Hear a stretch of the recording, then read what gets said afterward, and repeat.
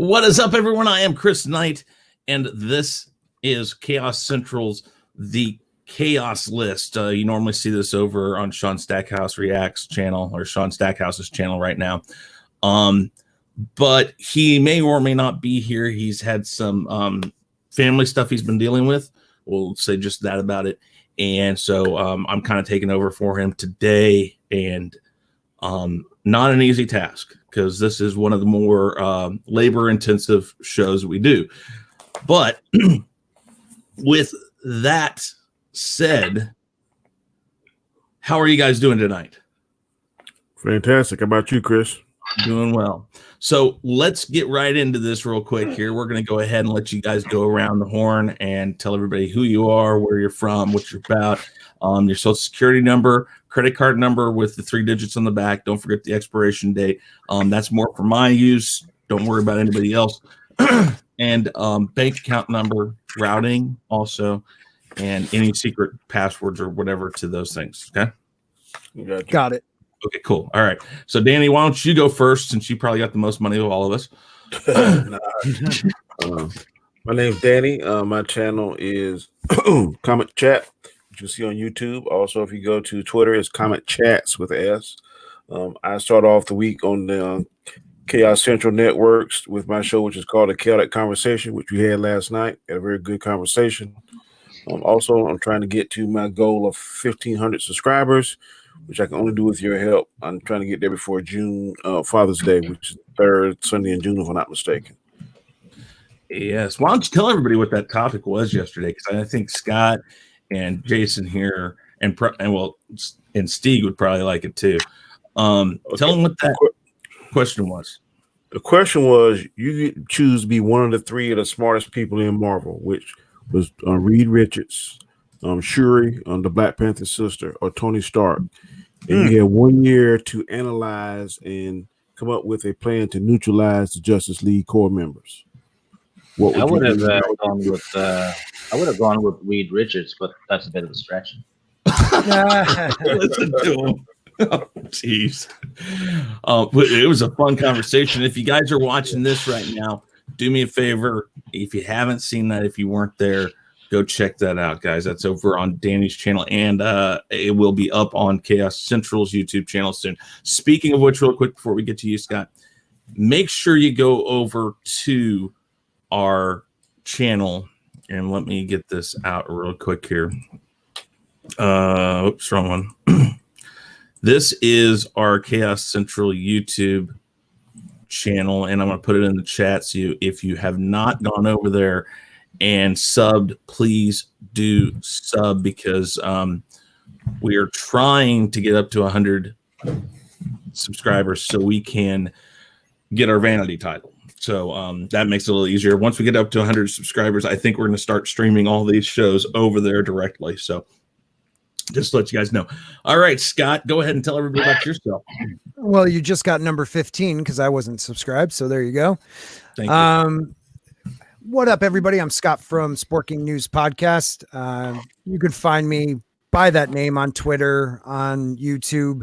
Working right now with the guy below me on the 4th Wave. We have shows on Saturdays, 6 p.m. Eastern, some night ones, and also just earlier tonight we have a new show. It's TR4, a little different than the 4th Wave, and that is myself, author Stephen Walton, Lorena Creel, and Jane Theory. So you got the 2 sisters and the 2 token white guys. Talking about topics that some people don't like to touch. So you should check it out. We have guests too. So yeah, thank you for having me, Chris. Oh, not a problem. I love it. Sounded professional. Didn't I sound professional? I don't know what. Did you get kidnapped? I'm a little tired, man. All of a sudden, I sound all like lame. I love it. My name is Scott from Sporking News Podcast. Sporking Nude Podcast. There we go. That's the second time that's his other channel. That's the second time. Dark version. Yeah. I'm a Nude After Dark. God darn it. I don't want to scare away people. I want subs. And I need, Danny has his goal right now. I'm trying to get up to 600. I need 11 more people. So please subscribe. Ooh, yes, please go and subscribe right there. Always a good time. All right, Jason, why don't you tell people about yourself? I am FinalDeathStar. You can find me at FinalDeathStar on YouTube, also at FinalDeathStar1 on Twitter. And I do, as Sporking Nude podcast said above, I do the Fourth Wave on Saturdays. Pants and, off. Pants off, yeah. Pants off. It's a pants off show. I would like to invite you to the pants party. You dirty man. Yes. Yes. Check out Jason over on FinalDeathStar. And guys, check out the Fourth Wave. It's a great show. They do some great stuff. Great conversations. They've had me on a few times if I can make it. So, yeah, check that out, guys. All right. A man that does not need any introduction, but we're going to have him do it anyways. Stig Kenobi, go ahead and tell everybody about yourself. Hello there. Just a normal guy from Norway, a nerdy guy with that happens to be quite opinionated. Tiny channel, nothing much to see there except some goofy videos and Ducks. yeah, there's ducks there, 2 of them. Yes. Other than that, you'll find me on all kinds of channels. Really, I was just on Midnight's Edge After Dark 30 minutes ago, which was fun. Oh, always fun on that channel. And Yeah, Stig, we're going to be doing our Game of Thrones one at some point. yeah, we need to put Jane on that because he really knows the books. Yeah, it's going to be me, you, Jane, Christie, and then the author because he has no clue. How many people is that? If we have one more, look at the guy below me. Very ironic, isn't it? We're having a talk about books and the author doesn't know shit. I love it. Does he not watch it? He's a show watcher, but we're all book readers, so there's a big difference. No, I've read about the books and the huge differences, and of course I've read that. Is he still doing like a wrap up to it that's totally different from the 8th season or whatever? He has at least 2 books left. He says 2. Right now we've been waiting on the Winds of Winter for about 8.5 years. So Yeah. Has he started it yet? Oh yeah. He's supposed to be done this year, he said, but we've heard that before. He's got the prologue. I'm pretty sure this time he means it though. I do too. I think I personally think he was waiting for the show to be over so that he can adjust what they screwed up. Let's see. Smart. Probably. Let me show you how it should have been done. My God, if we only had that for Star Wars. He's probably some ways into book 7, I'm betting, because usually. Yeah, he writes too much. Writes too much and then has to chop it off somewhere. And that's where the. That's why I said maybe 7. It could easily be 8 books. All right, let me get stuff together here so we're properly looking at some stuff. Hold on, I'm going to make sure that I'm not showing my porn sites. Please do. Oh, wait, don't. did I say that out loud? Oh, I'm sorry. Oops. SporkingNudePodcast.com. Well, you know it. Yeah, I got a problem. It's a little bit of a prick. Oh, that's a good tip. That was for you, Stig. I got the point. Okay, hold on here, guys. I got to make sure that I'm getting to the right place. There we go. Okay. All right. I am where I need to be, and we're going to bring this up. Okay, so you guys ready for topic number 1? Let's do it. Let's do it, Chris. Oh, wait. I think we got Sean on. Sean Stackhouse in the house. So, Sean, tell people about you. Tell people about you, Sean. Well, this is my show. Yes, it is. We've already discussed this. Yeah, I know. I was listening. Oh, okay. Yeah, this is my show. Welcome to my show on this channel. By the way, I get any and all super chats that come in on this show, by the way. Love it. Well, you didn't do the work, though. I guess I kind of. It's all about the name. It's all about the name. It's all about the Benjamins. Mm-hmm. Okay, so let me. Oh wait, there we go. Okay. All right, guys, here we go. First topic, and we'll make this a little bigger. Topic number 1: Colin Farrell casted as Penguin on January 22nd, an episode of Ellen. Colin Farrell announced to her audience that he has been casted as the Penguin. He was quoted as saying, "I'm playing Oz Cobblepot. I'm playing a character known as the Penguin," as if we don't know who the hell that is. What are your guys' thoughts on this? I have to say I do hate that he just calls him Oz. Yeah, I do. I mean it's Oswald. It's Oswald. You know, you have to use the full name. It's like trying to slang it up. It's like the same thing as Picard. You know, when they're calling him what do they call him? Jean-Luc JL, right? Yeah. It's like the same thing. Everyone's got to be so trendy and so hip and so, you know, it's like just go by what's written, go by the history and the lore. you know, that was so much better in the Next Generation when they say Jean-Luc.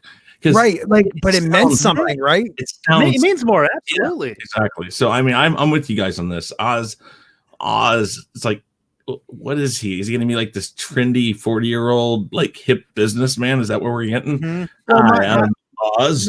My question is this: the picture I recently saw, was that an actual picture or was that a fan rendition where he's sitting in a chair? Hold on, just a second. I think it's a mock-up. Let me go to it if I can find wherever I put it. And if I put it in here, I guess I did not. So let me go and get it, and we'll bring it up and we'll read what it says about it, because it does mention, it does mention a little bit about that. It looks good though for a mock-up. Yeah, I agree. I mean, if it for a mock-up, because I don't think they're far along. Well, they might be far enough along to have him in makeup, because they were starting to shoot the movie before they had to shoot down. So I don't know, but it did look cool to me. I agree. I'm fine with him being a thin set type guy, but he needs to at least have that feel of the Penguin, you know? It says, while appearing on Ellen. Oh, sorry. Go ahead. The problem with Colin Farrell, though, he tends to end up in movies that tank. Yeah, like Miami Vice. Yeah. Yeah, and how did that The Gentleman do though? The Guy Ritchie movie that kind of came out at a tough time. Yeah, I don't remember. He was in that. This is what he says. He says that was when the image hit the net. Originally, it was thought to be for his penguin look for the Batman, but now we see that Farrell's hair is dark, which below is which or watch below. So it's safe to assume the look of the penguin hasn't yet been revealed in any way. That was me not camera ready. That was me before I was hit with makeup. Response Farrell. I decided to dye my hair after I got back to Los Angeles. So I went to Rite Aid and spent about $80 on L'Oreal's Finest, and I had somebody come to the house and fix it. So wait. He dyed his own hair. He doesn't have a professional hair person to do that dye it for him, but he bought store and $80 on L'Oreal.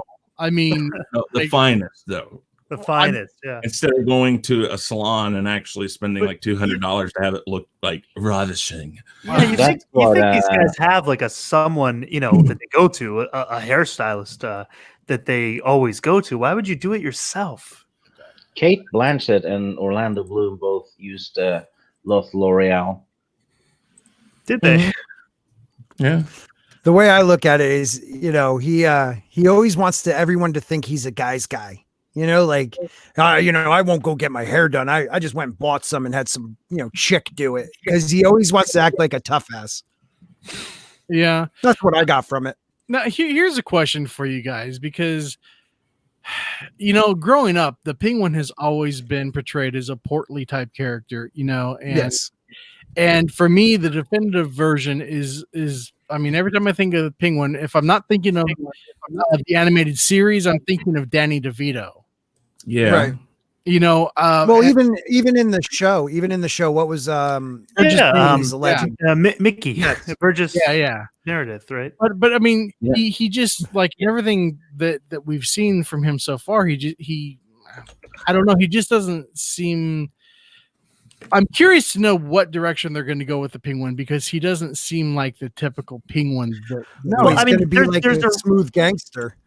There's a reason he's called the Penguin. First of all, right. You know, he's supposed to resemble and walk kind of like he's got to have that look about him. And if he seems like he's too much of a cool, you know, suave kind of banker sort of guy, it's not going to sell it to me. I think it might work if they have him. Maybe he has like Tourette's. He kind of quacks or something like that. I think that Like makes Burgess Narrative. makes it kind of crazy. right.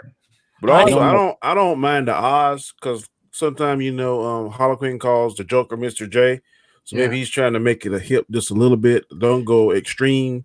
But if he says I'm Oz, Penguin, Oz, Cobblepot, I don't have a problem with that part of it. I mean, that's the Mr. J thing is specifically for Harley though, and it fits her character as like a New York kind of, she's a Jersey girl or Jersey girl. Right. Yeah, I mean, it fits that to a T. So, and that's Oh, only Mr. reserved J. for her. Yeah. Like if anyone else called him Mr. J, it would just, it wouldn't fit. Yeah. You know what? Now, do you think? Could happen though. Do you think that maybe they're going the route of the Penguin from Gotham? Well, that's what I was kind of thinking. Now, Steve, what did you say? He might not be the Penguin yet. He could still be on Cobblepot, and then his legs gets injured or something during this movie and becomes the Penguin. We're I mean, talking that's early. kind of what they did in Gotham, right? 'Cause Yeah, he exactly. walked normally, then had a leg injury. No, he didn't. He always had that crazy walk. Did he? Yeah, No, I thought they injured Well, him. yeah, Okay. he had some deformity. I Oh, think that's right. Because he hated to be called Penguin. Yeah, right. because of that walk. Oh, okay. But, You know, Maybe this is like maybe this is an origin kind of for his villains as well as this is what the second year of Batman in this movie. Pretty much, So- yeah. So maybe this is the origin of some of his rogue. Well, that's what I was going to say. The same thing, but if they look, have you ever really seen Colin Farrell play? And I'm asking this question: have you ever seen him play like that off character? He's always like the cool guy, and I hope they're not going for like the cool, gangster that just they call the Penguin because maybe he has, I don't know, he walks a little funny. When he played Bullseye, he was a little off. So I think he made. Yeah, that's true. He looked like he was on meth. You know who would have been a perfect Penguin? Who? James Gandolfini. Oh, God, man, what a loss of an actor. Yeah. Now, this goes more to the point of, we got Robert Pattinson, which was a kind of a, and now we got Colin Farrell, again, kind of like, See, I'm it's sorry, either going to blow up or it's going to work. Yeah. That's So all I'm we're- fine. I don't I'm think we can fine never- with. Go ahead. Oh, sorry. Go ahead, Dan. No, go, man. I'm just saying, I don't think we can never say "and" because all of us said "and" with Ben Affleck. I know I did. I was like, it ain't gonna work. Now He ain't gonna do it. And then he kills it. And to me, he is the best Batman. That's Yeah, what no, I'm and that's saying. what That's what I was going to say too. It's either going to be that, and we're going to, right now, we're all going like, I don't know. Well, I got to And- say this. I'm sorry to interrupt Go you, ahead. but because that's what I do, I guess. I really think Pattinson, Batman, whatever you want to call him, he's turned out to be a pretty damn good actor. Like, yes, he had his early success and he was, the cheesy vampire kid, but he's turned out to really take some interesting roles. And if he can get the physique of a second year Batman, he doesn't have to be as big as Affleck, but at least he be, can do it. in shape. I really think he could pull it off now. And I do too. Catwoman, I mean, she's amazing. Zoe Kravitz, Yeah. dang. No, I mean, go ahead. Steve. He's gonna knock it out the park. I was coughing, just Oh, coughing, but I can chime in though. Look at Patrick Swayze. He started off with pussified roles. Yeah, just watch what you say about Swayze. Yeah, and then he just grew and grew, and he was in some pretty macho movies. Yeah, he was Roadhouse, man. Come on. Yeah, Roadhouse. Roadhouse. Barnum. Great. next of kin with Liam Neeson. Awesome movie. His skin was hell. Yeah. all right, guys. Yeah. Is this a good move or a bad move? Right around the board. Danny, good move, bad move. Colin Farrell as the Penguin. Good move. Scott. Yeah, I'm worried about it. I'm gonna go. Probably will be a good move, but I don't think it is. Okay. Jason. I like him as an actor, so I'm gonna go good move because I'm hoping Matt Reeves' vision, Colin Farrell will be able to fit into that. But I like Scott, I'm apprehensive about it. But Okay. I'll say good move because I like him. Okay. Stig. He tends to be good in ensemble casts, Okay. which this probably will be. So I'm 70% for this. Okay. Sean. If this ends up being like an adaptation of The Long Halloween and he does well, I'm going to go with probably a good move. If he does well, a good move. Well, no, I mean, like if it is an adaptation of The Long Halloween, you know, and I'm by doing well, I mean like chemistry Good choice. between the ensemble. You know, Yeah. I think it's going to be a good move. I'm going to say right now, I'm still apprehensive, but I can see how this could be a home run. All of them. And I agree. Heath Ledger. Nobody thought he'd be the Joker he was. So same thing with Michael Keaton. Everything. You look back at these movies, these Batman movies, they constantly amaze you by their casting choices, and more times than not, except for Val Kilmer, he sucked. Val Kilmer was not nearly as bad. George Clooney was. Thank you. I mean, come on. All right. Val Kilmer was better for sure. When they were casting Batman '89, Bill Murray was in the running. Yeah. That's right. Yep. All right, guys. Topic number 2. Gotham High rewrites Batman lore. The new comic, Gotham High, completely rewrites the backstory of Bruce Wayne, making him a Chinese American. Nothing wrong with that. Among other things. Not as a nationality, but yes. But for Bruce Wayne problems. Among other changes. Entertainment Weekly had this to say. DC Comics' new graphic novel, Gotham High, reimagines a teenage Bruce Wayne along with young versions of Catwoman, aka Selena Kyle, and the Joker, aka Jack Napier, in a world that feels more on par with Gossip Girl and Crazy Rich Asians than anything that's come before in the canon. Could I jump on this, man? Yes, Sean, if you don't mind, real quick. No, go right ahead. Sean, I always bow down to you when it comes to comic books, and I want to hear what you have to say. But we just talked about this recently, and we read an article. This is such a vanity piece. Like everything the author talks about, everything the people that are behind this talk about is putting themselves into this. So she's half Asian, and now she has that. The mother is the one that brings the money in, and Thomas Wayne, is just another guy. And that, instead of Alfred being a butler, which made the whole dynamic of Alfred and Bruce a little bit different, allowing him to become Batman. Now he's his gay Asian uncle that's also the butler. So the mother hires her own brother as a butler. Like, it makes no goddamn sense, man. And it's also, they're sexifying. Just come up with new shit. Excuse me, I'm sorry, but come up with new stuff. After Bruce, a rich Chinese American loner, gets kicked out of his boarding school, he returns to Gotham to find his home and former friends are nothing like he left them.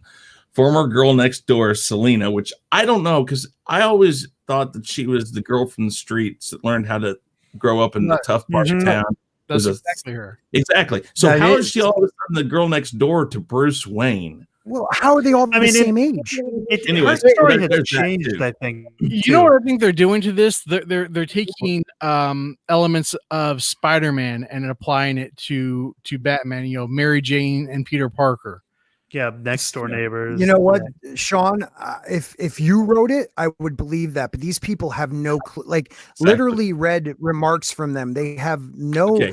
The woman took the job because her husband liked Batman. She knows nothing about it. Well, maybe her husband should have written it. All right. Yeah. I'm with you on that. Listen to this. Entertainment Weekly. When DC Inc. approached you to reinvent YA's version of popular comic book characters, what drew you to Batman? Melissa De La Cruz, which I assume is the writer. I don't know. Maybe. I don't know. We'll figure out.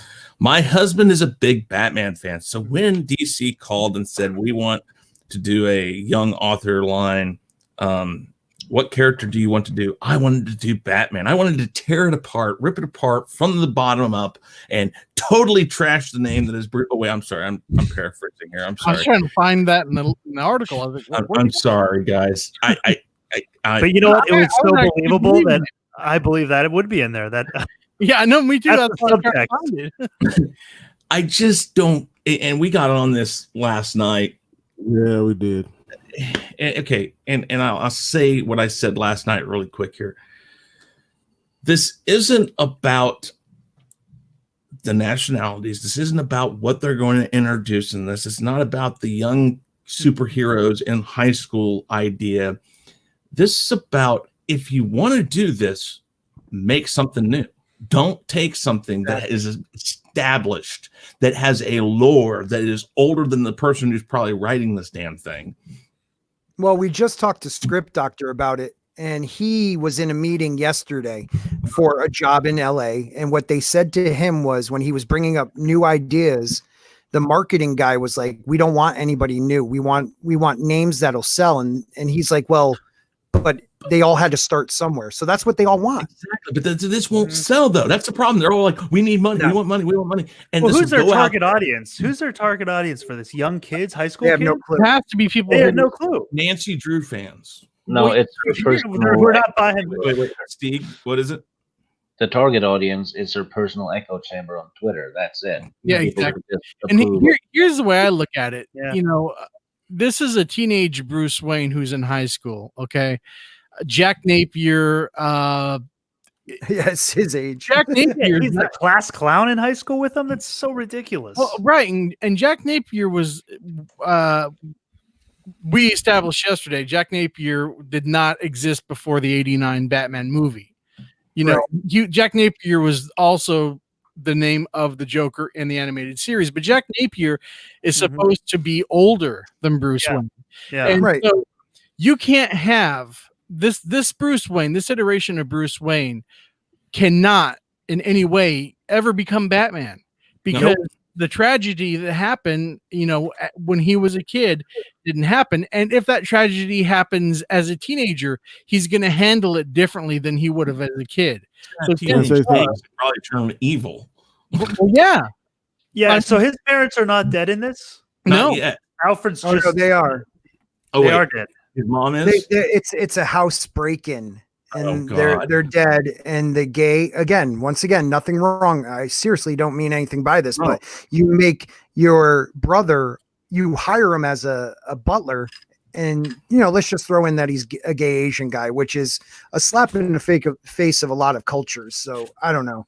Hey, Steve, what I do you don't got know. to It's say? just- I'm sorry. Go Well- ahead. Finish, Scott. Well, sorry. No. And all I was going to say is, and we were speaking on this on TR4 just before this show, and we have Jane Theory and Lorena Creel, both black women, and Robin is a young black kid now that gets jumped and they have to rescue. And they both said, like, once again, someone has to come to the rescue of a black person. Like, just leave us out of it. That's what they kept saying. Like, you know, they think they're targeting this towards people of color and this and that, but it's really, like Stig said, their bubble. Yeah. Well, real quick, Steve. We'll get to that here in a little bit because we got another topic that I'm going to bring up that exact point, but more to a direct point. Right. Steve, what do you have to say? I don't think it's a coincidence that Batman is now Chinese. You know, I brought that fight up too. Yeah, and ironically, they will now end up having a Chinese Batman. Huh. Think about that. Yeah, SJW exactly. I see where you're going with that. Yeah, Yeah. they're basically Well, saying, that's- you know, look, Chinese people are Batman. Yeah, they're virtue signaling. It ends up doing more harm, I think, to these. Yeah. I've said this for a while now. It does more harm than good because what they think they're doing, you know, by representation, it actually insults the communities that they're supposed to be representing, in my opinion. Yeah, and the only straight white male in this story is the villain. Right. Yeah. Which Chris, does it say how old they are? I think, hold on, I'll look real quick. They're all like 16, That's what I 17. thought. I think It it's says around that- 16, 17. Yeah, they all go to school together. They're in a love triangle, and I'd like to hear what Danny has to say about this.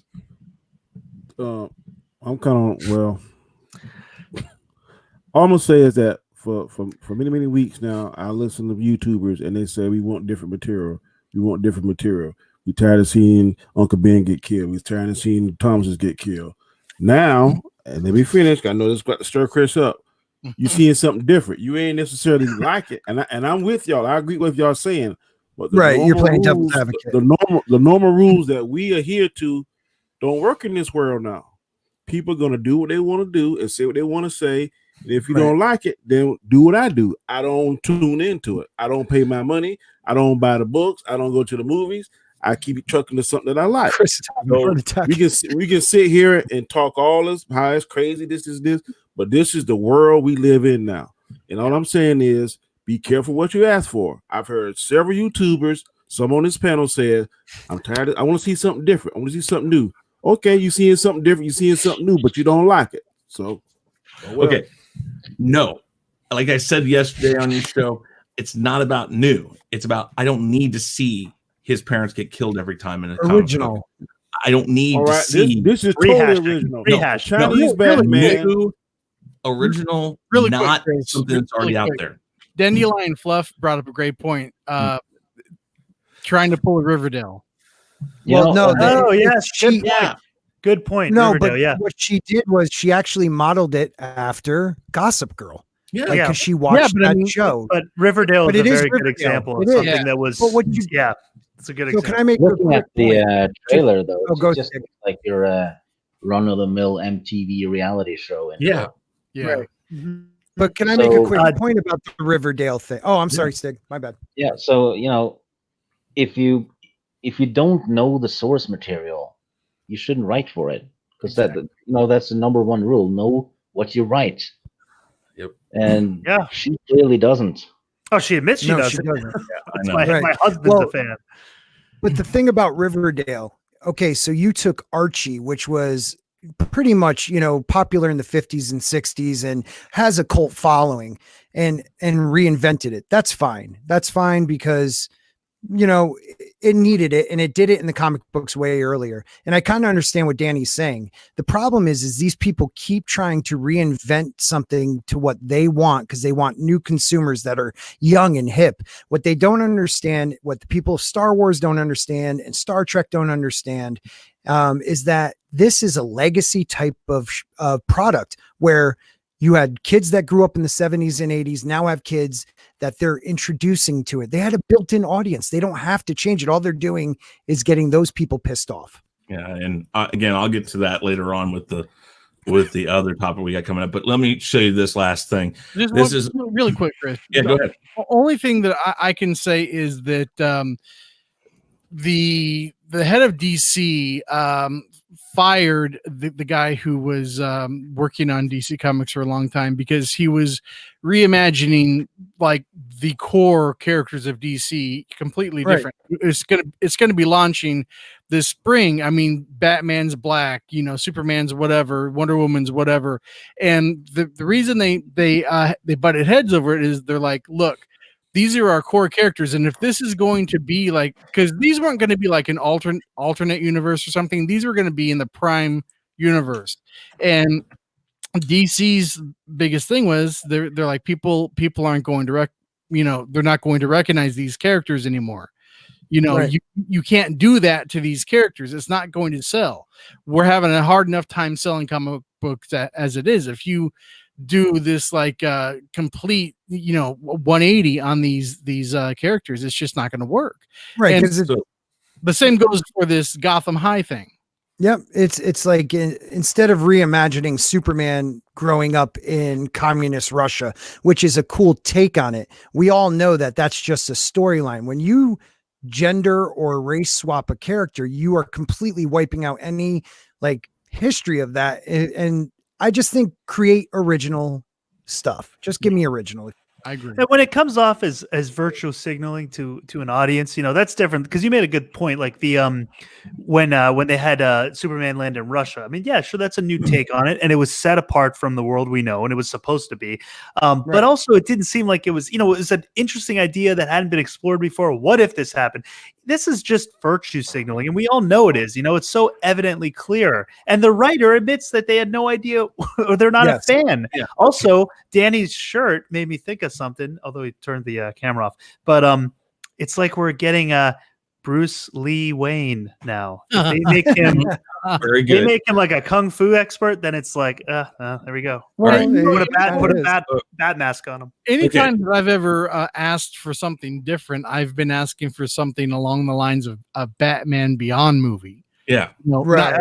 Yeah, They've absolutely. done different already and it worked. That's fine. Do that. I mean, okay. look, Miles Morales worked great. Yeah, Yes, it's Mm-hmm. Spider-Man, but it's a completely different world, and he's a different, he's He's not Hispanic. Peter Parker. He's a different character. Exactly, Mhm. and it works great. People love change him. All right. I It got doesn't So matter. what people want is something different, but standing on the same foundation. yes. Right. All right. I got two things to read about this, and we're going to be done with this because this is kind of interesting. You guys bring up some of this stuff, the virtue signaling, especially. But here's this. So, in this review on Goodreads, basically Garm rated it at 1 star. As much as it is clear that I never watched Gossip Girl, it is clear that Melissa here never read a single line in a Batman comic, book, or novel. Yep. She doesn't understand the city. She doesn't understand how Bruce Wayne became Batman or why.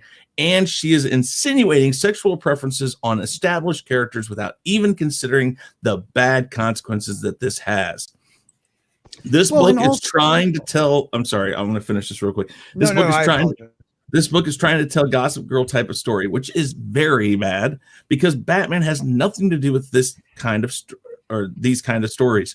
She also destroyed the entire Wayne family, pulled racist and ignorant race swaps on the most iconic character in the entire story or entire history of storytelling, and ruined the way Bruce Lee's Wayne's parents died. If you never read a single Batman story, do not start here. If you did or are even a fan of the world's greatest detective, do not read this. If you are a fan of Selena Kyle, aka Catwoman, do not read this. If you like Dick Grayson, same. In short, DC needs to fire 2 people before everything is too late. Fire Jim Lee and fire this nobody who never even touched a comic in her entire life. And Sean and I have already talked about this. You don't fire Jim Lee about this. No, he's ahead. No. There's somebody above her. There's somebody in the pipeline between him and her that greenlit this. And another thing that bothers me. Another thing that bothers me is this is a woman who wrote this, and what she does is she takes a 16-year-old girl in Selena and turns her into like having like relationships with multiple men, guys her own age. And she but she's like one of the more she stands on her own, man. And they make her like, she's like, oh, I can't decide. Selena has never needed anybody. No. Exactly. And she makes that clear constantly. Now, this is where I was getting with this virtue signaling and what you just said, Scott. Unpopular opinion alert. This is written by GGH, and they rated it 2 stars. Unpopular opinion alert. I'm going to be the first to address the elephant in the room. Did anyone else not see a problem with Bruce Wayne being Chinese? Seriously, his name may as well have been changed to Bruce Wang. Exactly. Let me break it down to you. Bruce Wayne is Chinese or half Chinese. Selena Kyle is Spanish. Ivy is Korean. They got everything. What you just said, Selena Kyle is now a Spanish American who is promiscuous. And you are right there stereotype, man. Tell you, their virtue signaling does more harm to the community than good. While I appreciated the cultural diversity and all for ethnic representation, this was so not the way to do it. I kind of hated this version, to be honest. Allow me to explain. First of all, I'm Asian, so the idea of Chinese Batman is just weird and wrong. Even for me, I grew up with Bruce Wayne always being white and should have stayed that way, in my opinion. The story itself was good, but I had a hard time getting past the cultural changes and stereotypes. Had this been an entirely different cast of characters that just so happened to take place at Gotham High, then sure, this would have worked. But I don't think this will appeal to any of those who are fans of the original Dark Knight. Whoever gave this the green light, gave the green light on this version, what the fuck were you smoking? I mean, right there, If you don't book anything, maybe you should try and start. right there. It's like Maybe roll up some of the greatest Batman comic books of all time and smoke the pages. Maybe you'll get inspiration. smarter. Okay, guys, are we ready for the? Oh, go ahead, Steve. Yeah, DC deserves this because when you hire SJWs, they'll hire others, and you're in deep shit shortly after. Yep. So they made their beds, and they can shit in it. Yeah. And Okay. you know what's the funny thing is that guy, real quick, that guy just said it was a good story. So they didn't need to lean on everything we care about. You get stuck on all the race swapping and stuff that you miss the story. Right. So if you wanted to do Gotham High and keep the characters the way that they were, that would have maybe been even more interesting because that's what Riverdale did, wasn't it? For the most part, right? For the most part, yeah. And what Chris just said, or just swap out and have new kids in Gotham. Mm-hmm. But if the story's good, it'll sell. Exactly. Yeah, you could have gone with like Damian. Right. Yeah. Right. Damian Wayne, right? Yep. Damian Wayne's You could have done a lot of things. There are other characters out there that are less known that you could actually give an audience to and make them important characters, more important than they may have been in the past. Okay, third topic. Let's get off the DC, the comic book thing for just a second. Topic 3, all the Mandalorian news. Making Star Wars has reported that 2 actors are slated to make an appearance in season 2 of The Mandalorian. Michael Biehn, better known as his appearance as Kyle Reese in the original Terminator movie, and Jamie Lee Curtis, which if you were a young teenager, I didn't know that. You don't need an introduction to her. You've seen plenty of her in the past. Anyways, they're rumored to be making an appearance. Biehn as a bounty hunter who might be coming from the Mandalorian's past, and Curtis in an unknown role. Both are rumored right now. Bane's bounty hunter might even have a character design already. And then Rosario Dawson is reportedly confirmed to play Ahsoka Tano. When you're reading that, I didn't see how Bane was spelled, and you said Bane is a bounty hunter. I thought it was going to be Bane from Okay, real quick, I'm going to bring up. Hello, Dark Knight. Hello, Mandalore. Hello, Mandalorian. I see that you have. You barely adopted the Force. Hold on, guys. I'm going to go ahead and I'm going to show you this this character model that they've shown us.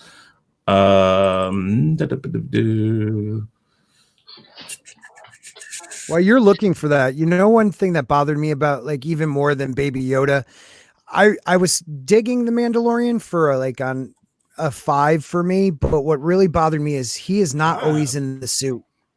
Yeah, I'm sorry. There was a couple things that really bothered me. It was, don't get me wrong, I enjoyed it. There's a couple of the episodes to me were just too long, too drawn out, but I wish he was in the suit at all times. He was more of a voice actor, and that kind of bothers me. Well, you wish you were in the suit or not in the suit? I wish he was always acting in the suit. There was a completely different actor in the suit. The guy voice was in a booth somewhere doing the voice. He, in fact, I forget the actor's name. The only time that he was was actually in the suit is when he took off the helmet. Yeah, and that really bothers me because he's a great actor. He doesn't. I don't know. You could tell it's not him. Okay, are you guys ready to see this character design for Michael Biehn? Nope. Okay, I'm going to show it to you. Actually, I think it looks good. I mean, I think it's different. It's interesting. It's like a mud trooper. Yeah, if he's a man at arms. It's a callback. Wait, what was that, Steve? Man at arms. It's a callback to Aliens. Look at the helmet. It's almost the same as the Space Marines. Yep. Give him a mustache and he's Man at Arms from He-Man. He does look like Man at Arms, yeah. It's a helmet. I thought they were going for like a samurai look at first, but someone said mud trooper. Nobody said zooming on his crotch, Chris. It's actually a stupid design. Nobody said you had to look and know what it zoomed in on. Oh, I was looking at the screen. Hard not to look. If you can bring the picture up again, Chris. Yeah, sure. Just try to get Scott and Sean not to stare at his crotch, please. Yeah. It's a I'm sorry, crotch shot. Yeah. Look at the gun right on his chest. Mhm. That gun gets hit. Yeah. All of the plasma energy cells in it will go off. It's true. Oh. That's not a good place to blowing put a that. hole in it. Maybe Which that's is- the point. Could be. Maybe he's an expendable. Do George you, think, Lucas. do you think he's going to end up being the guy that we saw, the bounty hunter we saw that was approaching the body that we don't know? We think it's maybe Boba Fett, but you think that maybe his No, character? I don't think that was even Boba Fett. I think that was Moff Moff Gideon. Yeah. I'm pretty sure that was Moff Gideon. I don't think so. I think He's they would have awesome. made. He's awesome. I don't think that was Moff Gideon. I mean, I don't know. It could have been one of No, them. that makes sense though, Jay. That makes sense. But Moff Gideon, that dude was he's such a Yeah, great he was actor. great. You know, when he pulled out the black saber, that was dope. I think That was I think really we would have cool. seen him if that was supposed to be Moff Gideon. We would have seen him. There's no reason to keep him a secret or No, to hide you the scene wanted to like wait that. for- It would have killed a surprise though. You wanted to Why Yeah, show that's it right. early. Why would Boba That's right, Fett Danny. have the same spurs and the cloak if it was acided to bits in the Sarlacc? So Right. here's the thing: Well, I'm pretty sure he did. They released Go ahead. something recently that confirmed. I mean, this is again now they've retro kind of. Well, they never really dealt with it before, but they confirmed that Boba Fett was wearing Beskar. It was in one of the comics, Beskar armor when he went into the Sarlacc pit. They made a big deal out of it. It was in a section of the comic which was like added detail they didn't really need to know, but they made a big deal of letting people know he was protect wearing them. Beskar. Okay. Wait, though. I think Steve will agree with me on this one. The first season was probably the Boba Fett movie we had heard about for a while. Oh, definitely. So I don't see why, if you were going to bring Boba Fett into this, you wouldn't have started with him to begin with. Well, unless they wanted to build it up to season 2. I mean, sometimes you got to. But they didn't know they were. Did they know they were getting season 2? You They know what I probably mean? know do. that. They're Disney. They're arrogant. It was their own. This was something that What was this? I thought that Kevin Filoni and them threw together. They didn't think this was gonna be as popular as it was. Filoni and Everything Disney has done so far is just rip off EU characters. yeah, Yeah. But also Disney, everything they do is they set up long series. You know, everything they have is a long series. So I guarantee when they came up with this is the first season out of many. You know, they're Disney. This is their new streaming service. Their idea was it was going to be maybe not the huge hit it became with Valid Baby point. Yoda, but yeah, they definitely knew they were getting a second season. It's their own streaming service. Who's going to cancel them themselves? And what Yeah, they but they could absolutely changed it though, because when they Yeah, announced they had right. Right, they had to change it, things. Yeah, they sure. said no Jedi, no Force users, nothing. It was going to be a gangster show, really. Mhm. Yeah. Well, if that's the case, then Western. why not have 2 or 3 series already made? Because right now they're losing subscribers because they Well, don't have really good they content. to didn't put on. think the whole launch thing out. And if No, they they didn't did, think it they would have had the Clone Wars coming right Mhm. after the end of Mandalorian. They would have had What's- Obi-Wan ready right What after is up the end with of that? What is up with Obi-Wan? they basically just They put it pushed on the it back. Yeah, pushed it they back. still haven't They're still announced gonna anything. do it. They're still going to do it, but I want to say that the possibility here is that somebody higher up has said, if we decide to do a Star Wars movie, we may still want to do Obi-Wan because we have a high paying, or we have an actor we can pay. Because Dude. that's the one I'm looking forward to, man. I love. He's And a I fantastic want it to actor. be a movie. You know, I think after the failures and the backlash with the episodes, 8 and 9, I think that that might be very well true. They might said, look, we need a movie, not a TV show. We need a movie to really get the fan base back after the collapse of episodes 8 and 9. And Obi-Wan, you're our only hope. no, So I think that could be I think that could be very true. What was they, that, Steve? they've already ruined the Kenobi story because Luke Skywalker and Anakin are now pointless. 'Cause Yes, the they chosen are. one, the chosen one was a Palpatine. Well, they ruined the entire Star Wars story. Yeah, so you have a Kenobi watching over a kid that doesn't matter for 20 Yeah. years. Not at all. Completely He saved pointless. his dad for like 10 minutes. Yeah. Oh, Now- it's so horrible. That's it, and his dad never mattered. I think that though that might be why they pushed Obi-Wan back, because they thought, let's think, what do we got? Everybody loved Ewan McGregor as Obi-Wan. We're still hearing rumblings that they want. Let's see if we can greenlight this movie. And if this movie were to take off, then they could go back and think, look, can we greenlight a Darth Vader movie? Can we greenlight some of these other movies we were thinking about doing that we pulled back from? Because if they get that one right. And honest to God, of all the ones you should be able to get right, it should be Obi-Wan, because you got the guy that knows the part. Oh, you know Right, what they'll or do? maybe They're gonna have Obi-Wan. He never died on the Death Star. He was force Right. projecting himself Well, from Tatooine the whole time. I was gonna say Baby Yoda will raise he'll raise some dead Jedi to help him out. Like Liam Neeson will be back. Oh, Okay, guys, don't Yeah. give them any bad ideas. They have enough of their own. They also had Mark Hamill, Carrie Fisher, Harrison Ford, Ian McDermott, and What a waste. Billy D. Williams, and they sure as hell fucked that up. What Yeah, they did. what's the sexual preference where you are attracted to toasters? Oh, I think- pansexual, right? Yeah, who doesn't who Yeah. doesn't Obi-Wan- enjoy a Obi-Wan's gonna be toaster every back. once in a while? Yeah, It's a heats it up. toaster. Yeah. He sings up quick. That's All these years later, we're gonna catch up with Obi-Wan, and he's gonna be in bed with the toaster. No, see, he's been on Tatooine too long. He's gonna be like, I can only get off if you dress like a Sandman. Be a sand person. Okay, really quick. I need to hear you say, "Oh." How about Rosario Dawson as Ahsoka? Yes, no. Yes, I think she'd kill it.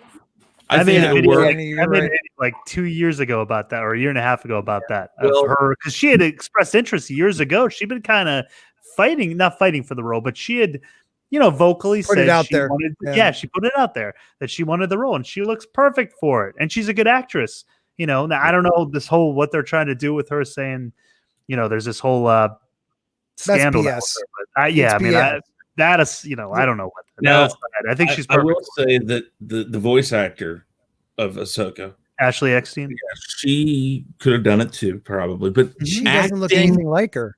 Well, She doesn't no, look but much like her. prosthetics, you can do a lot of stuff. But I will say this: there's also a difference between voice acting and Exactly. acting. So I think Rosario Dawson is the perfect part for this. My yeah. only concern is like what Stig said originally. Weren't supposed to have any Force users. Weren't supposed to have any Jedi, semi-Jedi. They need whatever you it wanna though. call it. Well, they're Yeah, talking they- about bringing Ezra Bridger in now too. So Yeah, but you remember that trailer, Chris? That don't make sense because Baby Yoda's No, a Force. I pointed that Yeah, out. that's Sean. right. That's right, If you Danny. listen right at the beginning of the trailer, Yeah. as he's walking by the stormtroopers' helmets, you hear. Oh yeah. Yeah. And when I heard that, I'm like, It's a "What's lightsaber. this about?" That yeah, You're the it was. first person to say that. I remember that. Well, But Danny just made a great point. Danny just the, made a great point. Mandalorian actor is older than Ahsoka is, though. So that would be like a weird little plot. Yeah, thing. you got a point. What did you say, Danny? Yeah, she's already up. well, wait, I how old said- is how old is he? He's- in his- He's pushing 50. Yeah, but And you know the- Disney has that de-aging money. What? Disney has that de-aging money where they could de-age Rosario if they need to. But Rosario, No, she's at the right she's at the right age. She's at the right right age right now that she But if- should be at for Ahsoka's character. Yeah, Isn't she? I thought she was older than Ahsoka would be. In No, because No, Ahsoka think about at the end of Rebels, you see Yeah. her, as Ahsoka the White coming back, and that is. Let's see, the Clone Wars. That's going to be this Ahsoka. She's about 40 years old, which is around Rosario's age. Real Right, quick, 'cause this is All right, way all right, after guys. Clone Wars. That's right. What did Steve? Yeah. Steve, what were you saying, real quick? I forgot I got talked over all the time. Sorry, Steve. For once, it wasn't me, Stig. Well, you just did it. Oh, Can damn it! Steal I out? think Danny made a great point. Wait. Okay, Screw we're it. gonna get to Danny here in just a second. Steve, what'd you say? Oh Oh, Steve. no! I really didn't mean to disrespect. Oh man, All right. Is he mad for real? I don't know. I don't know. I was trying to get to him. My bad. If that was me, I'm sorry. I didn't mean to. I was just playing a little bit. Okay, Danny, what were you saying? Oh, man, you said the point that Star Wars didn't want any Jedi Force use anything. Well, that's kind of crazy because Baby Yoda is a Force user. Yeah. Right. I understand that. I mean, that's huge. yeah. All right. Well, this just got awkward. Yeah. I'll try to message him back, see if he'll come back.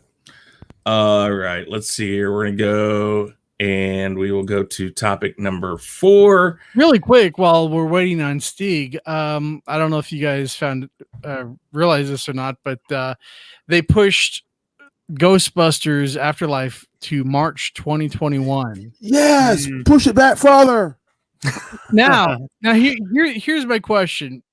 Why wouldn't they have at least tried October first? October before they went further. Halloween time. Yeah, exactly. We've never had a Ghostbusters movie released in October. I think it would be awesome to release it in October, but no, they went to March 2021. That's crazy. But then because it's release time. And I think they're Sean, I think they're also worried about the beer bug coming back in the fall. That's true. So a lot of them are. Yeah, go ahead. I was just gonna say maybe it depends on how much they got done too. Because if they're not able to finish the edits or reshoots right now, I don't know how much of the movie was done. They might not think they have enough time because of this, beer bug that they can get a good version of it out in theaters by October. Because it would make more sense Halloween time. I think principal's all done. I'm not sure about reshoots, but yeah, that's a good point. I know that they could, if it was all done, they could work on the editing remotely, but yeah, that's fair. And if you think about it, right now you got time and you have an excuse to push something back and polish it up really nice. Mm-hmm. If you want to make this movie go, this gives you your time to look back at some stuff and go like, can we tweak anything? Now, granted, that gives you just the same amount of time to screw it up completely. So, all right. Well, the only issue that we have with pushing movies back that far right now with this beer bug is, God forbid that one of the actors does not, come out the other end. You know what I'm saying? And don't say that. That's bad news. I know. But I mean, it's a stark reality that we have to maybe consider. Worst case scenario, probably not, but who knows? All right, now, yeah, it is topic number 4: the new Warriors. Marvel is set to release a new batch of New Warriors. New Warriors #1 is due to be released on April 15th. Maybe not. We'll see what happens. The original New Warriors, Knight, Thrasher, Firestar, Rage, Speedball, Namorita, and Silhouette step up to impart their wisdom to a batch of promising young kids, teaching them the ins and outs of surviving as heroes in the Marvel Universe. These new Warriors are Screen Time, Snowflake, Safe Space, B Negative, and Trailblazer. now, Sean, have you seen this yet? Yes. Have you seen the first look video? Oh no. Okay, guys, let's do this. Oh boy. I'm not at least in the very least. No. You got to see this. But I'm not interested at all. I mean, I'll watch it, but I know. The only thing I'll say about it, and goes to what I said earlier, it is horrible. Don't get me wrong. This terrible what they're trying to do, but at least they went original.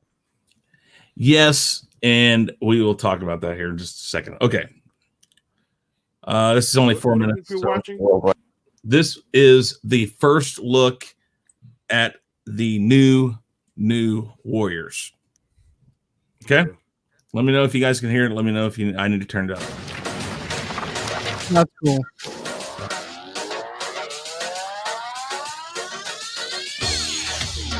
My name is Daniel Kibblesmith, and I am the writer. First, let me just introduce you to the writer. This is a middle-aged, balding, white male, which I think is what most people say the problem with the world is. So, yeah. Of New Warriors. The writer. 1. I got interested in the New Warriors later. I remember seeing them on the shelf when I was a kid, picking up comics in the 90s and just feeling like they were too cool for me. The reason why, and I'm sorry to say this, but the reason why they're too cool for him is because this is the comic book nerd that got beat up by other comic book nerds. Probably. I was intimidated by, Night Thrasher who had a blade coming out of his wrist. Nova was really buff. Can you take that back a little bit? To the blade coming out of the wrist. Like I was intimidated by, Night Thrasher. Stop. That is not a blade coming out of his wrist. That is a sigh. Raphael uses that. Yes. Don't make the writer feel inferior. Thrasher had a blade coming out of his wrist. Nova was really buff. They were all the edgy characters for the 90s, as the cover said. New Warriors, I thought, were really interesting characters because they occupy this really cool space. They're forever young, but they've now been around for 30 years. My editors on the previous books I'd done, like Loki and Black Panther versus Deadpool. Okay, this guy's actually done some stuff that sounds cool, and then they throw this at him. Asked if I'd be interested in doing a New Warriors tie-in. We needed something to occupy this guy so we can find a way to fire him. Here, you want to do this one? That actually poses them as the authority figures in this conflict instead of the rebels, and I really liked the tension. They don't even look cool. I mean, this is the original New Warriors. This is? That is, yes. That's not the new ones. Well, this is a horrible photo of them then. Yeah. Well, the guy. Are you sure this isn't the new Warrior? Yeah. Wait. So because the New Warriors are the authority figures in this story, they have to be mentoring new Warriors who are under. That is the new. So the other photo must have been the iteration of the New Warriors that are mentoring these people. Because it didn't look like the previous panels. Not all of them, no. So, okay. All right. 21 and subject to the laws that triggered the outlawed event. This new law is making it illegal to be a vigilante under the age of 21. Yeah. Okay. What's up with that? This whole thing with them making this vigilante a law of you can't be, if you're under 21, you can't be a vigilante. It's like. The artist on New Warriors #1 is Luciano Vecchio. He designed all of the new Warriors and gave them costumes that felt as modern as the New Warriors costumes to sort of feel classic and instantly familiar. So the first character that we're introduced to is Trailblazer. She's a group home and foster kid who is volunteering at a senior center when this mysterious threat shows up and Night Thrasher runs to the rescue. All right, this one looks like a ripoff of Dora the Explorer. And it gets worse. Because she helps him, she ends up in the crosshairs of this new outlawed law, and she inherited from her grandfather a magic backpack. Yep, you heard it. The magic backpack. It looks like the result of the scarab from the Blue Beetle. Yeah. I wonder if it comes with its own map. Of divine. What's the deal with everybody liking Trailblazer? Because she's somebody who charges into action. She knows that she can do some good with this, mysterious gift that she's been given. I want to point out something Kitty just said. Oh, right here. Vigilantes don't follow the law. It's in the definition. Exactly. Thank you, Riot. Hey, Generation, how you doing? All right. Screen Time is a internet kid taken to its sort of logical conclusion. As a youth, he was exposed to his grandfather's experimental internet gas. Internet gas. And that has patched him permanently into the World Wide Web. The word Screen Time is only ever used. Yes, he's permanently in the World Wide Web. This is what they're not supposed to do to kids. They're not supposed to be on the internet all the time. Isn't it wrong? Isn't it wrong to first of all, you have isn't it kind of a stereotypical thing, a gaming Asian kid? These people think they're doing something right, but they're really being worse than, they're doing the worst thing they could. That's I even know that. In a sort of restrictive sense. And because we're doing a story about teenage rebels, a lot of the names are about teens fighting against labels that are put on them. So with Screen Time, we liked the idea that he has infinite screen time. Snowflake and Safe Space are the twins, and their names are very similar to Screen Time. This idea that these are terms that Yes, wait for it. that get thrown around on the internet that they don't see as derogatory to take the First off, they say that they don't see safe space or snowflake as derogatory. Just so you know, this guy right here, the writer, hasn't really been online or talking since this was released. I wonder why. He's being inundated with people. He's in a safe space. He's being inundated with people who are lashing out about him using the terms that he's using. those words Okay, and badges of honor. Safe space is kind of a big, burly, sort of stereotypical jock. Big, burly, That's big and burly. Is that what we consider big burly now? and he's wearing pink. Not that there's anything wrong. That's cool, but I mean that he looks more like a swimmer's body more than big and burly. Yeah. He can create force fields, but he can only trigger them if he's protecting somebody else. Let that sink in. His power is projecting force fields, but only if he's protecting someone else. Exactly. So if they're coming at him, he can't do it. Good, so I can kick his ass. Sweet. I'm just saying. That's what they're basically saying. That's so dumb. Attack him, and he can't do it. So everybody attack him first, and then nobody can be protected. Right. Well, that binary. I mean, I'm sorry, but if you think about this real quick, does this guy even know? Like, has he written anything else? Yes, he wrote Loki and what was it? Loki and Black Because it Panther. seems like he doesn't understand the whole idea of what superhero is. Like, if you put a perfect point, if you can kill that guy, what's the point of his superpower? Exactly. I think he's written on previously established characters, but I don't think he's ever created characters. Because it's like you remember what's that movie where the guy he could be invisible, but when nobody's watching. Yeah. Mystery Men or something like that. Mystery Men. Yeah, that's like it. All right. This one's good. Snowflake has the power to generate individual crystallized snowflake-shaped shurikens. The connotations of the word snowflake in our culture right now are something fragile. And this is a character who is turning it into something sharp. Wow. That's amazing. It's just so laughable. I mean, I can't take it serious. It's like a parody. It's like I'm watching a Christopher Guest movie. And Is this going to be a new comic book series or a new animation? This is no comic book.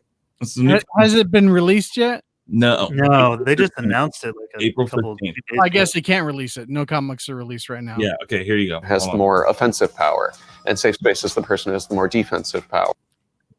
Okay, and did you catch she's non-binary? Or they are non-binary. Of course. Well, just like you, Chris, why are you upset? I'm a he, not non-binary, and I cheat it, they. It's it, they, them, whatever. I don't know. But you would know. Yeah. No, you know better than I do. Or the idea was that they would mirror each other. Okay, just the picture right here makes this look really uncomfortable. Okay, you guys have something going on a little more than just this brother, sister, twin thing. Other and complement each other. They mirror and complement B each negative other. is the goth kid. B negative. Now listen, this is a travesty. Listen to where this kid comes from. When he was a baby, he got a rogue life-saving blood transfusion, we assume from Michael Morbius. Oh, Michael Morbius. So they're tying in Michael Morbius to this? Yeah. Oh, boy. Ooh, fail. Oh, boy. Okay. You ready for the scary goth kid vampire? Go ahead. He has a very similar look and very similar. That's okay. So right there, guys, this look right here is similar to Morbius. No, it's not. What Morbius? Look at it. And now he has a very similar look. He says it. It's got to be true. book, and very similar vampire powers. B negative also is obviously a pun. It's a Bloods type, which is great for a vampire character. And it's also a proud ownership of the idea of having a bad attitude. I want the people who read our New Warriors to feel all of the excitement that they felt if they read the 90s one. Good luck. It had big, colorful characters, personality clashes, romance, a diverse cast, which is something that the New Warriors titles have always strived to make a priority. Every New Warriors comic has always felt like a reflection of the year that it came out. And I don't think we're worried about being dated. I think we're way more interested about it being now. Okay. You should be worried about it being trash. I have one thing to say about this, and this is something I brought up with Danny yesterday. The whole point of comics growing up, and Stan Lee used to point this out 1,000 times. Why did he write the X-Men? Because he knew by writing the X-Men that people who read it would be able to find the person they most identified with, not have a character written that they are told you should identify with. That's a valid point. Family never forced anything on anyone. This is forced. This is, you have a non-binary character. She's called they are called Snowflake. Okay. And I'm being very particular about saying they, because you know what, if that's what you want to, if that's how you want to be identified, fine. They are called Snowflake. That is what this writer gave their name as. And then they say that the character doesn't see it as a derogatory term. Ask anybody who's non-binary, ask anybody who's been called a snowflake if they consider it a derogatory term. And if they could look past it, you're telling them, oh, it's not a derogatory term. Well, thank you very much, middle-aged, balding, white man. White guy. Why does it always have to be the token white guy? This is where Chris, before you get into it deep, I gotta go. Okay. Oh man. Tell everybody really quick again where they can find you. Comment chat. You can find me on Monday nights on Chaotic Conversation, 9 p.m. Eastern Standard Time. It's been great, Scott. Yeah, man. Really good. Final. Always good, man. I hope we can do it again. I hope we can do it again. And I'll catch y'all again Sunday. All right. Take care, Danny. Take it easy. Right, If not, be safe. All right. Take it easy. So the connotation here is and what I was getting into on Danny's show yesterday was this. I am never going to tell you you can't write this. This is new. This is somebody writing something new that fits a lifestyle, fits standards that are out there. The problem is it's not a person who knows about that stuff. No. And what I don't understand too is if it's out there, like, why do you make a Native American girl heavy set? Like, I don't understand the thought process behind having the Asian kid as the gamer, having the, a heavy set, woman, having two black characters that are called, one's called Snowflake and one's called Safe Space. Like, it makes no sense. I really thought, wait, they were black? Well, I don't know. And I don't know if they're men or women. We're not supposed to know. But what I do know is that I thought it was satire. I thought this was a joke. And this guy literally thinks he did something good here. And I think it's more of a slap in the face of anyone who as they now use person of color, which I found out recently is not the term you want to use. Here's the thing. And I said this last night. When it comes to these things, when you're trying to change or bring something new like this in, and I'm not saying that this couldn't have been made better. Sean has disappeared and put a brick wall up. Interesting. Did I piss him off too? I'm sorry. He built the wall really quick. I'm impressed. That is fast. I know. Anyways. Oh, he's trying to. Okay. Here's the thing. You can't. Wait, where'd he get the camera in my house? Holy crap. Oh my God. Now that's, he's in the bedroom. He's calling from within. Yeah, I'm used to that. Okay. So you can't purposely go and call Buy our t-shirt. people. Yeah, you cannot go and purposely ask for a certain type of person when you look to hire people. But Marvel can say, we are looking with experienced writers and illustrators with express knowledge of the LGBTQ community. Right. And then hire the best people to come your way. Yeah. And then you could write this, because they're going to tell you, no, we're not going to call them Snowflake. We're not going to make this kid Asian and always hooked to the internet. Right. We're not going to do this because we don't want people thinking that's what you should do. Or But that it could be hooked on phonics. You know, but another thing is you could still be a white male and write something of substance about this. Like, we just talked about Stan Lee. He is a white guy. He was very white. But he wrote, you know, the mutants were about, you know, pretty much the social issues of the 60s. But he took it from a direction he can understand. He understood the topic enough to speak on it and be respectful of it. This guy is just parroting it. And like, I just don't understand. Did he put down his like pen and go, I have accomplished something amazing tonight, you know, and like pat himself on the back for this one? It's ridiculous. I'm looking up the Okay, well, here's a great example for you. Batwoman was created by Jeff Johns, Grant Morrison, Greg Rucka, Mark Wald, and Keith Geffen. There you go. And her comic books are on point. Right. So when this idea that we have to have somebody of representation to write something about that representation, no, you just have to have the best writer. So Comic Book News says this about it. Sure to last all of 6 issues, Marvel Comics announces the new Warriors, an SJW team of teen superheroes. And again, what's that from? This is from Comic Book News. This is funny right here. Written by writer for the Stephen Colbert Show, which does not help.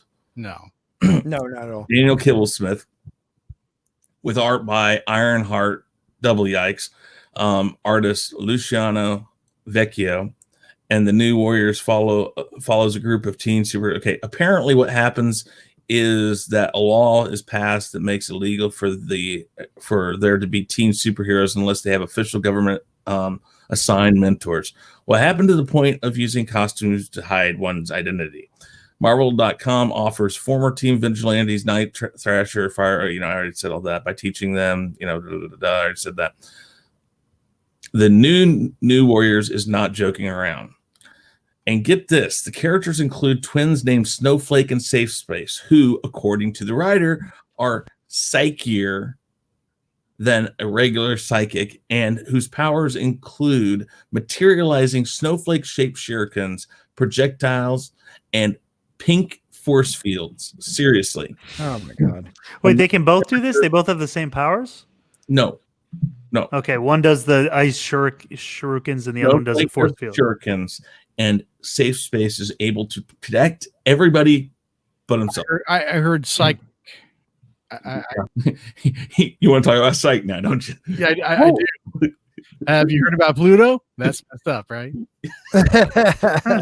What was B negative again? Like what's different? It's Morbius's blood, right? But then there's the Smashing Pumpkins wannabe teen vampire B negative, who has the power of Morbius, who for some reason is obsessed with the 90s and has the character is described as a goth kid.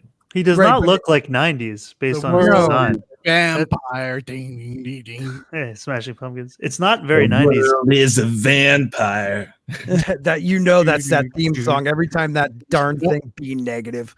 Yep.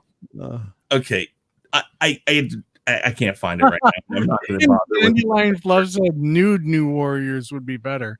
Yeah, basically X-Men and Avengers, another ripoff with Sokovia. Accords and Sentinel Yeah. Sentinel program though. Sentinel.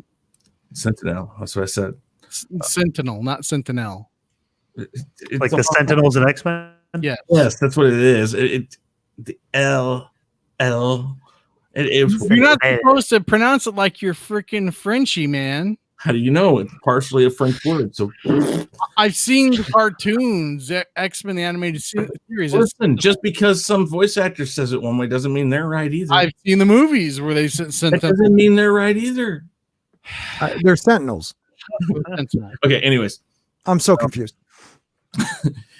yeah. Oh God, this hurts though. But I mean, again, news fine, all new, totally new, thought up. That's fine, but you're not helping your agenda or your cause by letting a guy who's in his 40s probably, who's balding and white, because they're gonna find out, because they're gonna watch this video, and then they're gonna be, wait a minute, why isn't that a non-binary person?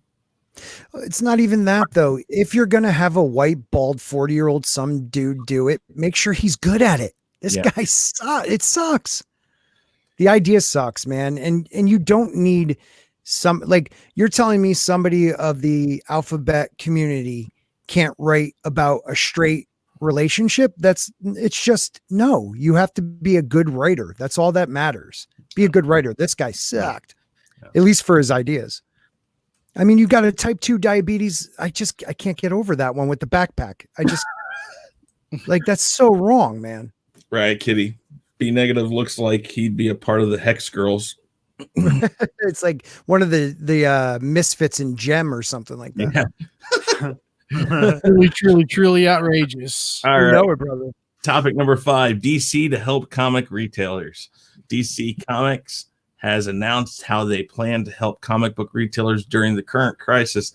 In a statement to retailers, DC said that all periodicals and books with in-store dates between March 18th and June 24th, meaning the New Warriors, which that's Marvel, so I guess this has nothing to do with them. I guess they're screwed if they bought into that. Will be fully refundable, with the company covering shipping and costs. Additionally, DC is exploring a multi-distributor model for moving forward to provide us with the flexibility needed during the crisis to get new content to readers. That's fantastic. Yeah, I'm not sure exactly how what they're going to do, like a mail order type thing, maybe. I don't know. Still, people have to touch that, and I mean, I'm not even comfortable, like, getting takeout from a restaurant right now, because people have to touch that too. I understand they're supposed to be wearing gloves, but not just that, but everything I say, I've read and heard now says that that's not actually an issue, that the food and all that isn't nearly as much of an issue as it's the saliva. Yeah. And that's what it is. It's spitlets. Look. Yeah. The funny thing is this has been around longer than excuse me, I won't even go there. A certain country didn't tell us about. A lot of us could have been carrying this already. You just have to be smart, and they will take precautions because they know everyone is really scared about this. Don't get me wrong, like I am too. It's scary, like, to think that it might not affect me. It may, but I could definitely affect my in-laws. I wouldn't know what to do.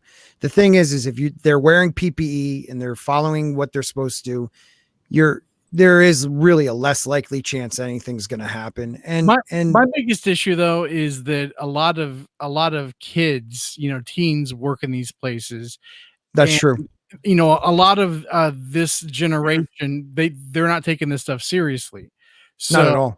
I don't know that I would feel comfortable with them fixing my food. You know right. What I mean?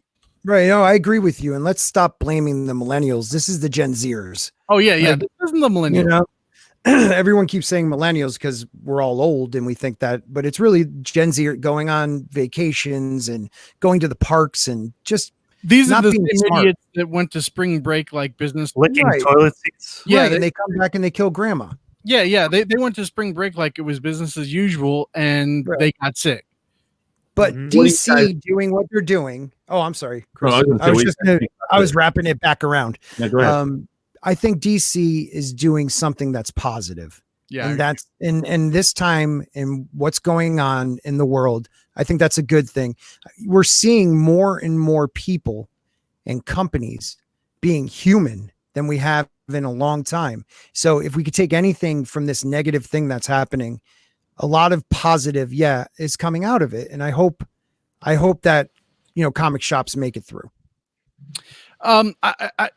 Chris, can you highlight Dandelion Fluff's comment, please? If you ordinarily trust people to prepare your food, then now is no different. I would agree with that, but also disagree with that because, we're hearing about a bunch of Gen Zers going around coughing on food and brewing $1,000 worth of groceries in supermarkets and stuff. And these are the same Gen Zers that aren't taking this seriously. So this whole situation has made me think about food prep a lot differently than I would have before. So yeah, I worked in kitchens even before this. You just don't think about it. Yeah, I mean, it's just one of those things where, like, if it is an older person, I would trust them probably more so to take the precautions. But a kid, and I'm not saying all of these. All of the kids that belong to Gen Z are going to be guilty of this, but many of them, it's been proven, through report after report, they're not taking this seriously. And I would not trust somebody from Gen Z to, make my meal at McDonald's and touch all my stuff. I just wouldn't. Now, just to wrap it back into the DC thing, let me ask a quick question because I missed you say it. Is this like DC is getting they're buying back stuff, right? With no charge. They're going to be delivering stuff to comic shops, or are they going to be delivering stuff directly to people? Like I missed that part. So they're taking it back. Like they're taking the hit. I know that, but how else are they helping? Is there any other way? Well, I think this is the first step. And if they figure out a way that they can use retailers to distribute, meaning multi-distributorship, where they can say, listen, we're going to send it to you, and maybe they can help have a way of them sending it to local areas. Mm-hmm. I mean, maybe something like that. I think what they're doing right now is they're saying, okay, right now we're going to fix this problem. You've bought this product. You've bought these products. We're going to take that off your hands. We're going to bring it back. Right. And we're going to, at least you're going to have money back in your pockets for a second. And that's good because I think they're hoping in the next few months it's going to get warmer, things are going to change. They're hoping this follows the cold, the usual flu cycle, and then they can work on building these shops back up. And Sean has a valid point. I think this though has changed a lot of people's views, and technology and the way we handle things is going to be changed big time. Yeah. And the same thing goes for, it doesn't have to be fast food, man. I mean, there are plenty of Gen Zs who work at you sit down restaurants where you would get this takeout stuff from, Gen Z is Gen Z, there have been multiple cases for generations and generations where, people spit in people's food. Yeah. Well, up until now, that didn't necessarily have the risk to kill anyone. Now it does. Well, and that's the thing. If that does happen, if you have actual proof that happens now, I guarantee you, the longer this goes on, these companies that are still staying open that are food related, they're going to have to put up more cameras because they're going to have to prove to people, hey, we're not doing it. And I think if this hits home, Chris, like to these kids, when they realize it's hitting their community, things will change. I think anybody, when they're young, they feel invincible. And I think they're going to start realizing that they can really harm their family. So it's just so new and so foreign right now that everybody's just trying to hold on. Yeah. But with DC, this is DC at least saying we're trying to save the industry as much as possible when we can. And I think that's a good thing. I might have something else to bring up on this. Maybe I'm waiting because I just got some news. But I want to make sure that they don't mind that I use it, because Stig just told me something in a private chat. Oh, God. Okay. All right. This is brand new. He said, go ahead and use it. This is Stig, the ever professional. So what does Marvel use for their distribution and stuff? Is that Diamond? Yeah. So this just in. Diamond experiences cash flows problems and will not be paying vendors this week. Marvel is in some problems. Oh, man. So Stig on point with that one. That's huge. The quartering just put this out there. So hopefully you're hearing it right now. But in the latest shock to the direct sales market, Diamond has announced they are experiencing cash flow problems and will not be paying vendors, publishers, and suppliers this week. The letter was signed by Geppy Family Enterprises President Stan Heidemann. Dear Diamond vendor, as the world responds to the fluffy bunny disease, our focus is in our protecting employees, understanding the risks to our business, evaluating risks to our industry, and examining federal government resources available. While the full impact of the epidemic is still unknown, one thing is certain: supply chain distributions have cash flow implications across the extended industry that can't be underestimated. While we work to understand the current industry landscape, the unfortunate truth is that we are no longer receiving consistent payments from our customers. This requires that at this time, we hold payments to vendors previously scheduled to release this week.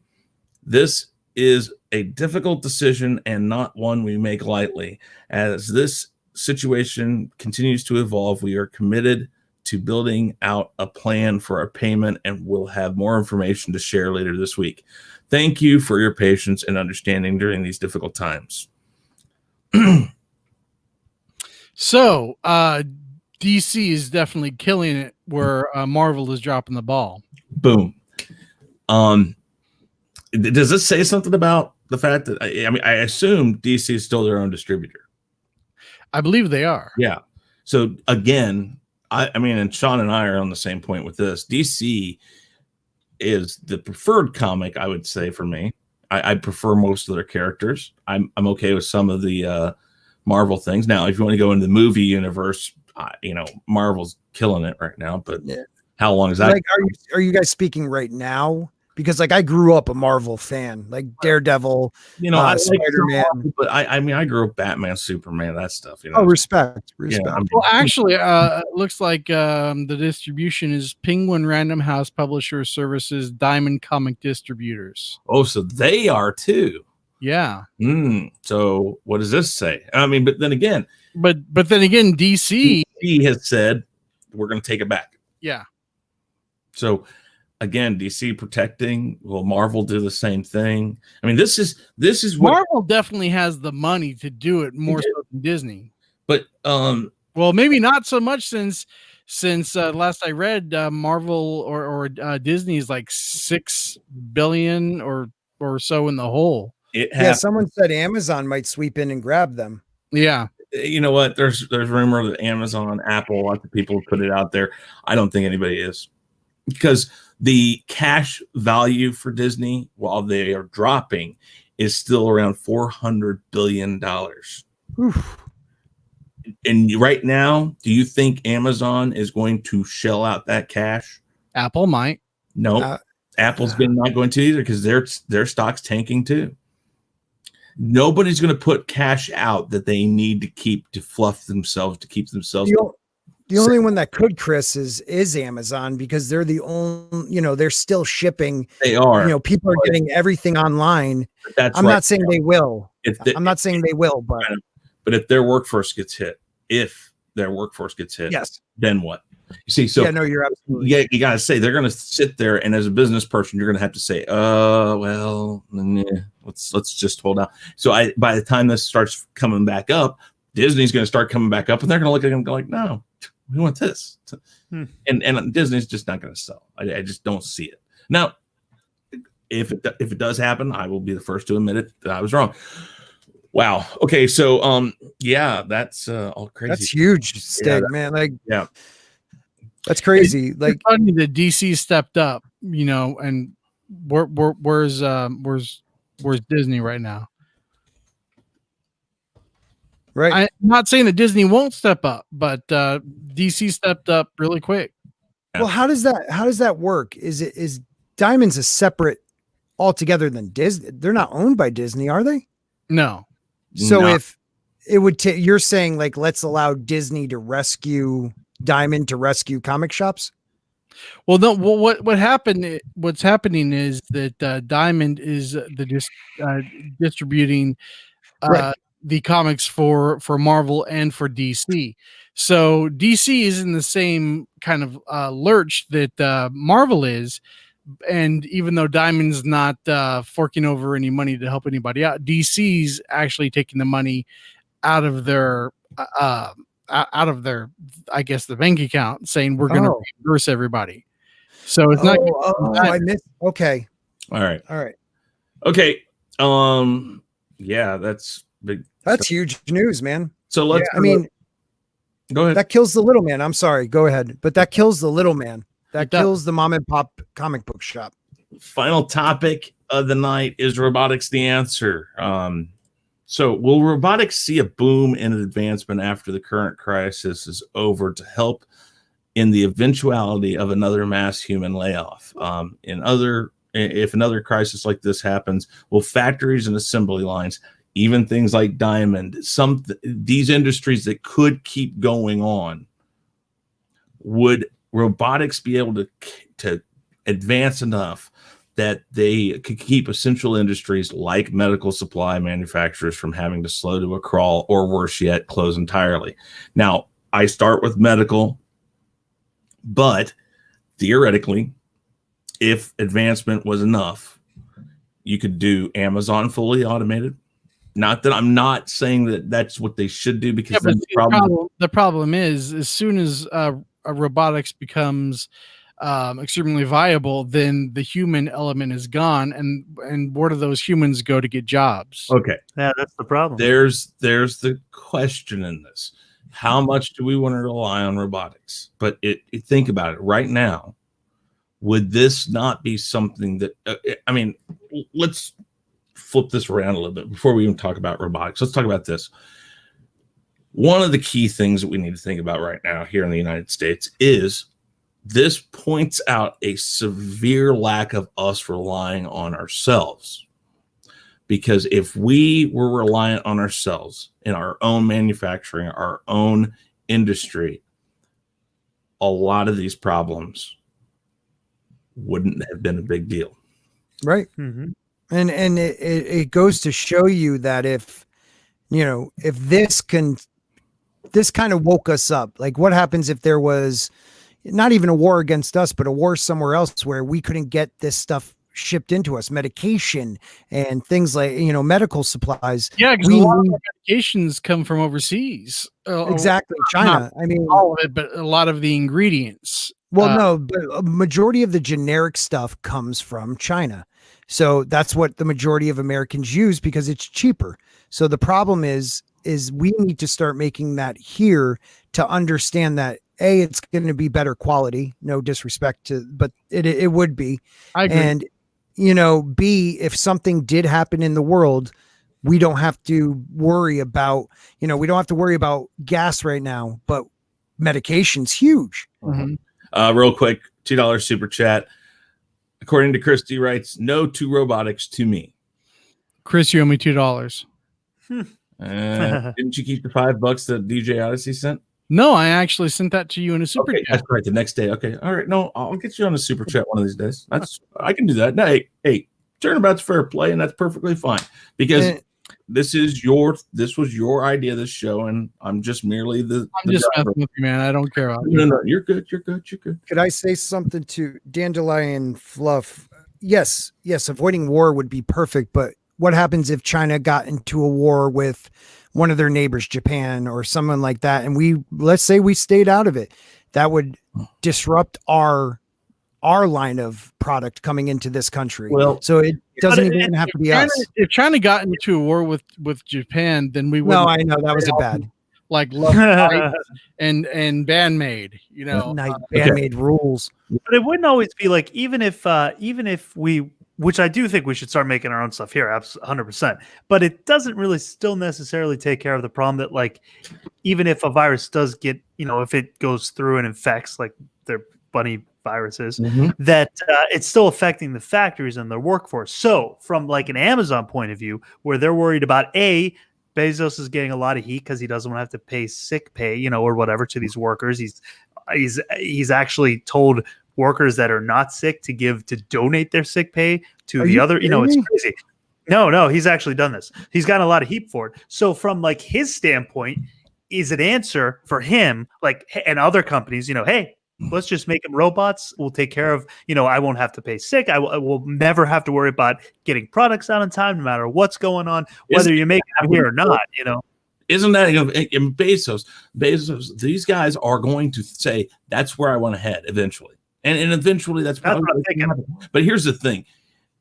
I think the war thing, this proves right here, the current situation we're in proves the war thing. China relies too much on the United States in the sense of economic stability, and we rely on China too much for the same thing. If we both start to fall, like what we're doing right now, everything starts to crumble because we are the economic drivers of the world.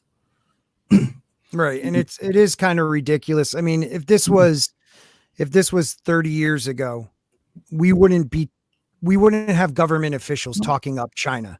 I mean, they're a communist country that treats their people like, I'm sorry, for the most part, they have a lot of human rights violations, but because we depend on them so much, and our government and our sports teams and everybody makes so much money off of them, we don't say what's true. And the truth is we need to depend on ourselves and not a communist country. Can I just say that it's a little off topic, but it's not, because everybody's tiptoeing around, not actually saying the name of what this is. And because YouTube will, say it's not suitable for general audiences. That's fine. Like if this was something that affected like a state or a country, all on its own, but this is something that's affecting the entire world. And I think YouTube needs to get off their ass. Well, actually they need to get their heads out of their ass and stop with this bullshit. Watch my video yesterday. That's what it was about. Is that okay? I mean, Dandelion Fluff, she said it perfectly in a comment to me that people should not profit off of this situation. I agree. So demonetization, okay, fine, whatever. But I'm hearing that they're taking streams down. But it's not just your like monetization. They won't recommend it like in recommended videos and stuff. So,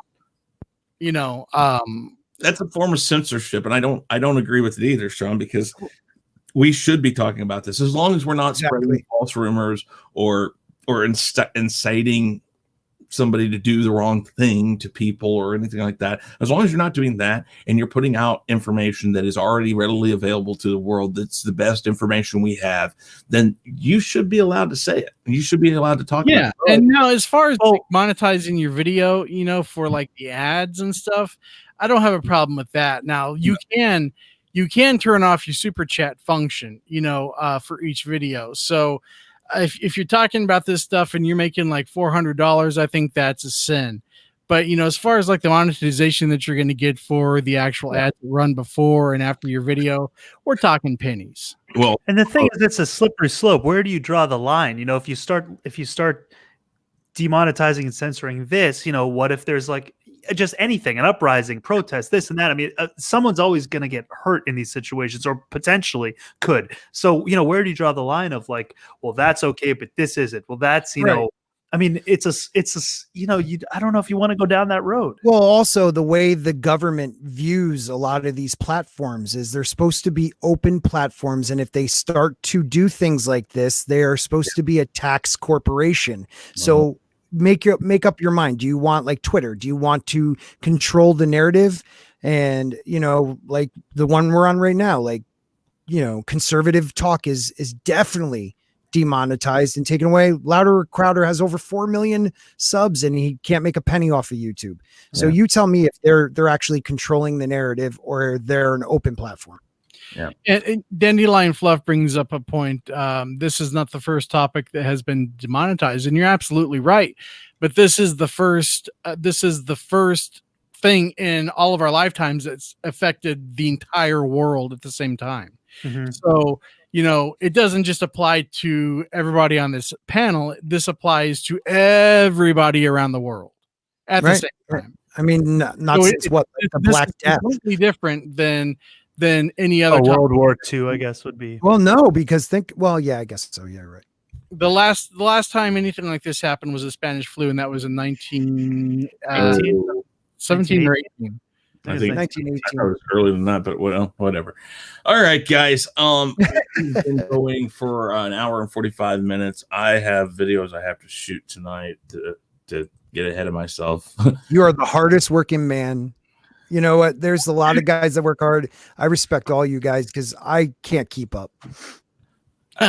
I set the goal at technically four videos, and then the fifth one being basically a recap of all the other videos. But like this week, I've put out 3 already and tried to do more. Sean down there, well, hell, he'll put out 100 in a week if he can.